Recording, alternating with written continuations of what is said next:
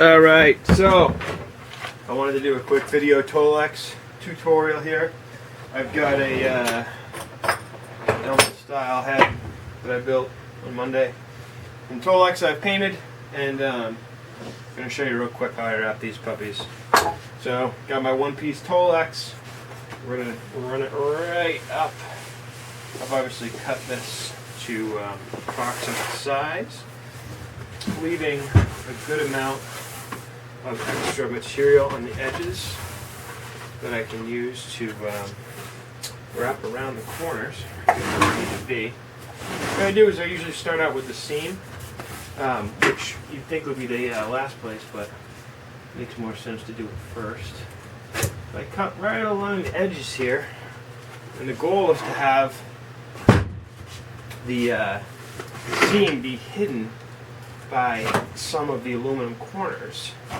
And the other seam you want just absolutely straight on with the other piece of Tolex.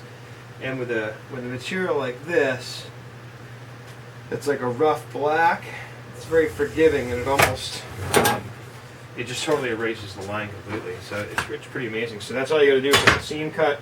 Just took my straight edge right along the edges. You can see there's the piece of Tolex there. Peels right off, and we go right in there.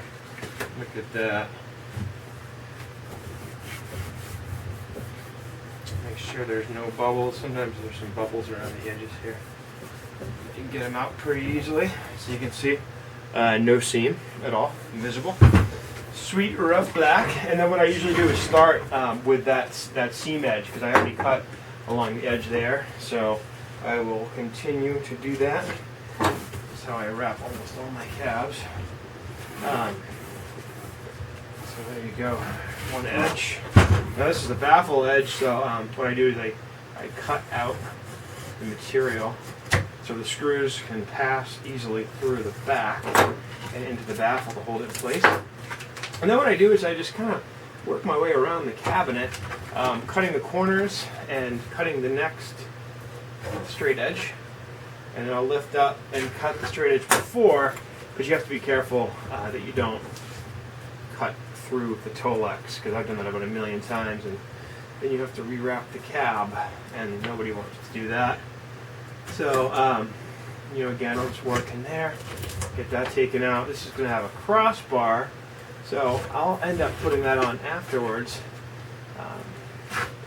But yeah, it's right along there. I'll take most of the crossbar out, because I don't want that material to set with the glue. And I'm doing just like diagonal cuts like that, right along the edges. And, they're going to be hidden with this particular cab. But you can pretty much do, that style cut and get away with it, even if you're doing a cab without corners. Now this front I'm doing a little bit differently. I get the final science at this point, but 3 cuts.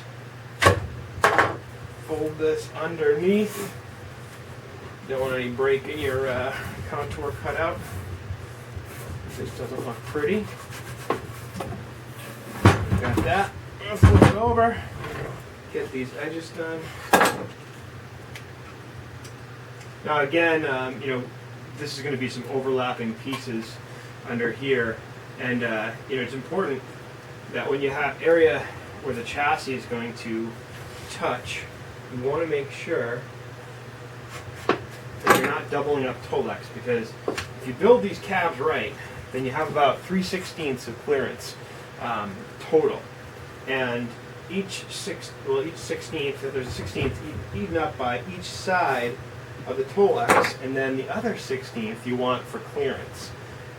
So you have about a 32nd of an inch on either side for the cab to clear, which is, that's actually spot on, and can be tough to do, but if you get it right, you want to make sure you're not eating up that space with an extra layer of Tolex that might be behind something.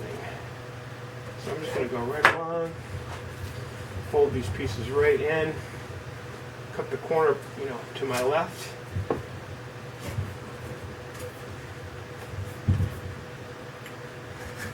Cut in to get this baffle piece out of here. So these blades, they're just regular razor blades, but I tend to try to use a new one every time I'm in here. So I'm done.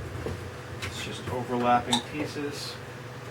A real firm cut, nice and straight. Just peel your piece out, and your other piece folds right in. Very nice. We're almost halfway done already. Get the front all done. We're going to need to attach the crossbar piece. It's still drying. I'm going to start the back. Again, I want to use that same. I've already cut over here when I did the seam, so I'm going to use the same side to start on. Get that nice and positioned in there. Now this is the back, and I have cleats back here that the back's going to mount onto, and I like to keep them toe-lexed. So I cut right along the edge of these things, and then in the sides I do a diagonal cut to blend in a little bit better. Again, so you don't have any overlapping toe-lex, so you've got a nice flush edge for the back panel to seat to.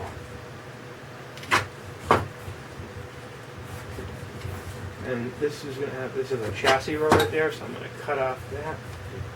Get in here, just trim that corner right off. That's an important spot. Again, like I was saying, to not have any overlapping toe-lex. We're going to do a double cut through that, and through that other piece of toe-lex. We got a nice, again, invisible seam there. Hit this corner. Done. Flip it around.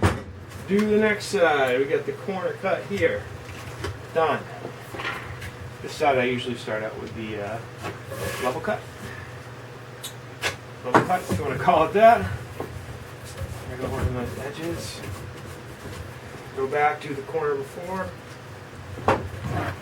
Flip it up. Corner cut. Now this is the side I started on, so we're going to have to do another corner cut. They're nice and flush here. Do those edge cuts. I do those kind of in the air. You can clean them up afterwards. I just usually start them off in the air. Get a little bubble there, so I'm going to redo that. Hit my there. Corner cut. Corner cut. Inside corner cut. Double cut with the other piece. And then I go right along, trim along the edge. And that is it. What I'll usually do is on the inside I try to keep the toe-lex somewhat uniform, and gives it a little bit of a nicer appearance. You go like that. So there's the cab now. Grab the crossbar piece. This is actually nice and easy. Usually what I'll do is start off with a nice great edge on one side. Flip it up. Get that lined up. Cut a matching seam in that.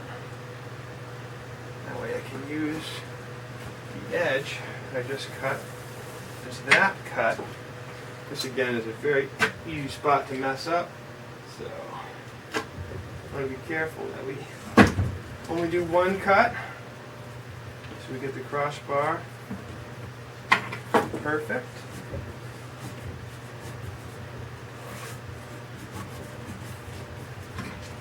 And then just a cut inside the cleats here, and then right along the bottom. And you just go nice and light, because if you go too heavy, you'll cut into the wood if you've got a sharp blade. Same thing on the top here. You know, sometimes you want to just clean up that corner so you get a nice corner edge. And then this I usually cut from the bottom. So right along here. And